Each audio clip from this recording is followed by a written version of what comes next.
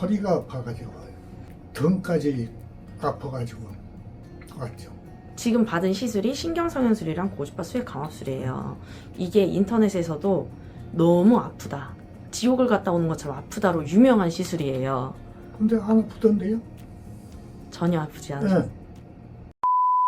자, 지금 환자분이 얘기하는 거 다 잘 들으셨죠? 시술을 결정해가지고 하게 되면 가장 많이 궁금해하는 것 중에 하나가 이거 시술할 때 진짜 엄청 아프다고 얘기 많이 하던데 진짜 안 아픈 거 맞아요? 아니, 그리고 다른 데서는 수면 마취를 안 하는데 왜 선생님만 여기서 수면 마취하고 치료를 하는 거예요? 이 질문에 정말 오시면 100이면 100 다 물어보세요. 왜 우리가 생각했을 때 위 내시경 하거나 대장 내시경 하면 뭐 근처에 있는 어느 병원에 가나 수면 마취를 하는 게 되게 일반적이고 많이 하잖아요. 그런데 내가 허리가 아파가지고 이 허리 쪽 신경성형술을 하려고 이제 알아보면 수면 마취를 하는 데가 생각보다 거의 없어요. 거의 없고, 이제 그것 때문에 사실 인터넷에 엄청 많이 검색을 해보다가 여기 서울에 있는 마디마디에서만 수면 마취를 위주로 하는 그거를 보고 진짜 멀리서는 저기 제주도에서도 오시고요. 더 멀리에서는 외국에 어디 뭐 미국에서 오신 경우도 있고 저기 동남아 쪽에서 오신 경우도 있었어요. 그래서 환자분들이 제일 궁금해 하시는 왜 수면 마취를 마디마디에서만 하냐, 거기에 대한 답을 좀 알려드릴게요. 첫 번째 이유는 일단 이 수면 마취를 하지 않아도 신경성형술을 할 수가 있고 이 필요성에 대해서 의사 선생님들이 좀 잘 못 느끼시는 것 같아요. 이게 정말 솔직한 말인데 수면 마취를 하려고 하면 큰 병원에서는 마취과 선생님도 있고 하면 수면 마취를 해가지고 진행을 하는 게 뭐 엄청 까다롭거나 이제 그런 건 아니에요. 그래서 이제 수면 마취를 해가지고 치료를 하거나 허리 시술을 진행을 할 수는 있어요. 그런데 이 허리 쪽 시술을 하는 것 자체가 모든 사람 100이면 100 다 통증이 심하거나 그런 건 아니고 이 100명 중에 한 30명 정도는 또 할 만한 경우가 있고 70명 정도 중에서 좀 아프거나 이제 그 중에서 한 10명, 20명 정도는 어마어마하게 많이 아프거나 이제 그런 경우가 있어요. 그리고 보통 신경성형술을 할 때 그때 수면 마취를 하고 있는데요. 이 신경성형술을 할 때 치료를 하는 게 두 가지 방법이 있어요. 이게 또 되게 키포인트가 되는 건데, 첫 번째 방법은 굵은 가지 쪽만 청소를 해주는 게 있고, 우리가 길도 보면 고속도로가 뻥 뚫려 있는 길이 있고 조그만 국도 같은 이런 비포장 도로처럼 작은 가지들이 있는데 그런 가지까지 청소를 하는 방법이 있어요. 그런데 뻥 뚫려 있는 국도 쪽은 이 청소를 한다고 하면 뭐 막혀 있는 것도 심하지 않고 설령 디스크가 터져 나왔다고 해도 잠깐 들어와서 이 청소하고 나오면 되기 때문에 그거는 통증이 심하지 않아요. 그런데 그만큼 이 구석구석 가지 쪽에 있는 신경의 염증들은 청소가 안 되고 치료가 안 됐기 때문에 단점은 재발할 수 있는 거예요. 그래서 제가 이렇게 많은 병원의 의사 선생님들하고 얘기를 하다 보면 뭐 신경성형술 할 때 굳이 그렇게 구석구석 할 필요가 없어. 왜냐하면 그러면 더 아프고 통증도 더 심하고 하는데 환자가 더 힘들지. 그렇게 할 필요가 없으니까 이건 그냥 깨어있는 상태에서 하는 게 제일 좋아, 이렇게 이제 생각을 하시는 경우가 있고, 그리고 두 번째 이유, 우리가 보통 시술을 해가지고 낫지 않으면 그 다음에 고려하는 게 뭐겠어요? 맞아요, 수술이 있잖아요. 수술하면 이제 제일 좋은 점은 눈으로 직접 다 보고 들어와가지고 완전히 뭐 디스크 터진 거 다 긁어내고 뼈 무너져 있으면 쇠 박아서 딱 세우고, 이렇게 하면은 웬만한 통증들은 다 해결이 될 수 있는 이제 아주 좋은 치료법이 수술이 딱 있잖아요. 아니, 그래서 이 시술 해보고 만약에 안 되면 수술해가지고 근본적인 걸 다 해결을 해주면 되지.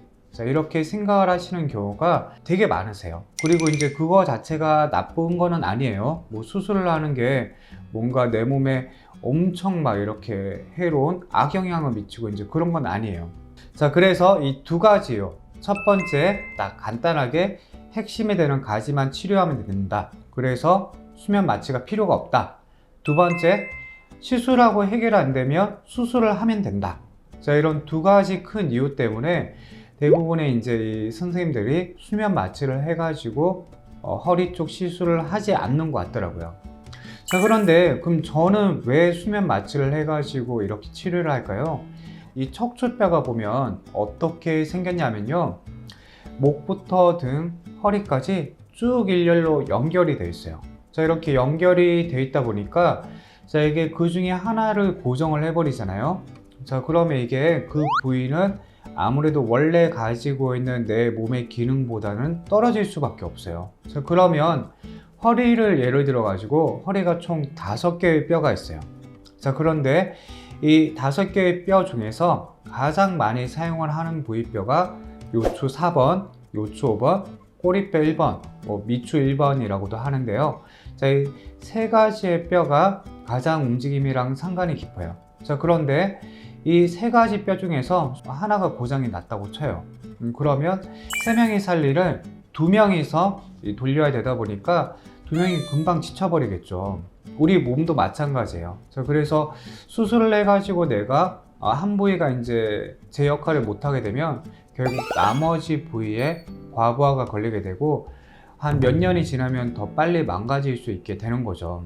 자, 그렇기 때문에 목이나 허리, 이 척추 쪽은 수술을 할 때 엄청 고민을 좀 많이 해보고 정말 필요한 경우만 수술을 하라고 얘기를 하는 거예요. 자, 저는 이런 상황은 이제 너무나 잘 알고, 그리고 수술을 하고 난 다음에도 또 통증을 호소하는 경우도 많이 보고 했기 때문에 제가 비록 이제 수술을 하는 의사지만 나는 웬만하면 이런 목, 허리 통증은 수술을 하지 않고 좀 치료를 하고 싶다, 이렇게 이제 생각을 하다 보니까 그러면 수술하지 않고 이 시술로 어떻게 하면 치료를 잘 해드릴까, 이 고민을 하다 보니까 허리 쪽 시술을 수면 마취를 해서 이렇게 구석구석 깨끗하게 청소하면 치료를 더 잘 해드릴 수 있겠다, 이런 생각을 하다가 수면 마취라고 해서 엄청 간단하고 수면제 먹듯이 딱 먹고 자고 일어나면 끝나고 그런 건 아니에요.